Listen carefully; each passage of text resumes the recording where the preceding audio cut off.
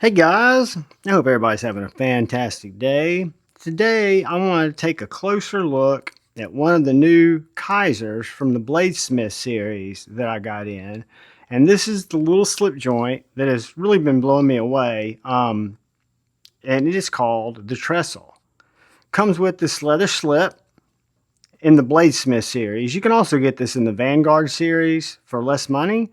And this is going to be right around 170 bones, but once I tell you what it is, I think you'll see the value there. So it is a slip joint. It's called the Trestle. It has titanium bolsters, carbon fiber inlays that are very good looking. And you can get this in other finishes too. A really nice spring. Got a lanyard little area. And then it's got this wicked little clip point.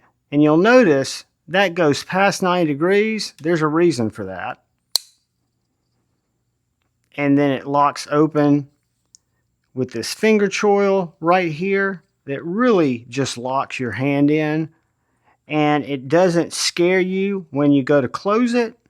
The way that Kizer explains that, half stop, not being at 50, it keeps it from rolling on your finger. So having a combination of this jimped choil and the half stop being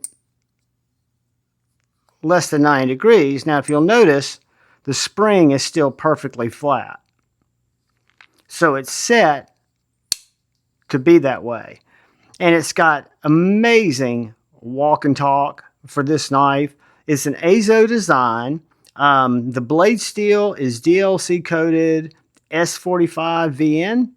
Again, titanium body, carbon fiber handles, a really nice spring, very thin and slicey blade with a couple of nail nicks. The only billboarding you see on this is, of course, Kizer Trestle and S45VN. And on this side, you do see Kizer. It's unique. I'm going to show you guys the Vanguard here in a second, even though it's going to get a full review, because they put the branding in kind of a different place. And I think it's because this one's the black version. But guys,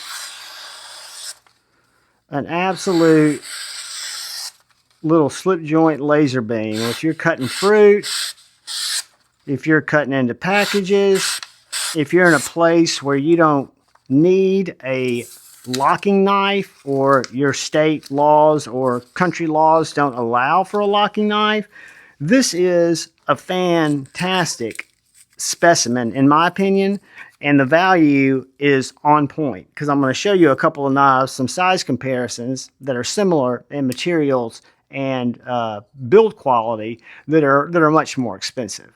So I really like this knife. It did come with the slip, which kind of surprised me. I didn't expect to see a slip when I unboxed it. I didn't expect to see a slip joint. But then when I saw this slip, the little belt loop is okay. I don't wear it on my belt. It gives you another option. I just put the whole thing in my pocket. But this knife, to me, I'm so glad I got the black version. It is very, very nice. You've got a sharpening choil right here, and you can see that your plunge grind comes, you've got about little under a half sharpening, and then you've got either a drop point, maybe a clip point, depending on how you categorize your blades, a little nail nick in each side. Got jimping here, and you've got this nice little jimped pommel for your hand, which is really comfortable. Do a couple of quick size comparisons.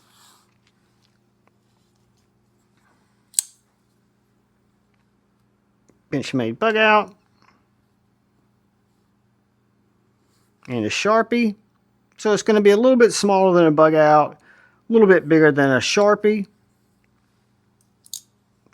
Let's look at it next to a couple of slip joints. This is a Viper Knives V-Twin, and this little guy is M390. It's going to be a little bit longer. And then this is a Jack Wolf low drag jack. Got some smuts on it. It's going to be just about the same size as the low drag jack.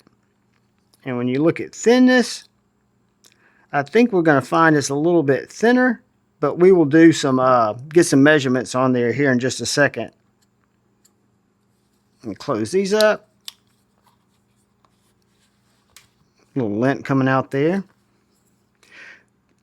This is a flat grind, not a hollow grind. And then Kizer makes a Vanguard series of the same knife. You can get it in 14C 28N. You can get it in this Damascus.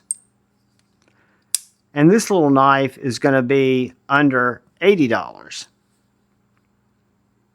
Same basic layout, same pattern. You got a wood insert here. I think this is aluminum instead of titanium, but I love the way on the Damascus they put the branding on that back spring. Kizer Azo Design Trestle. I just wanted to bring this one out so you guys could see if 170 bones is a little much for the premium, but you still like it. I think the 14C's right around 70, and I think this one's right around 80 if I'm not mistaken. They don't come with a slip, but the action of the knife, the thinness of the blade, the cutability is just as good. Let's do a couple of measurements on this little guy. I'll get you a closed dimension too. 6.5 inches. Right between 2 3/4 and 3 inches on the blade. The handle is going to be right over 3.5, between 3.5 and 3 3/4. And the cutting edge is right at 2.5. So where it shines, and since you're going to carry it in your pocket, the closed dimension is right between 3.5 and 3 3/4. Well, that's actually 3 3/4, right under 3 3/4 this way. But let's get our calipers.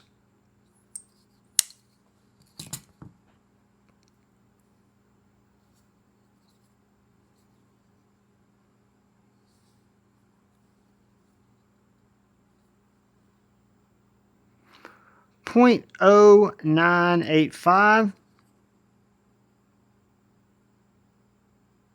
comes down to 0.0190, and the overall thickness, where these are contoured scales at its widest point, is going to be a slim 0.4290.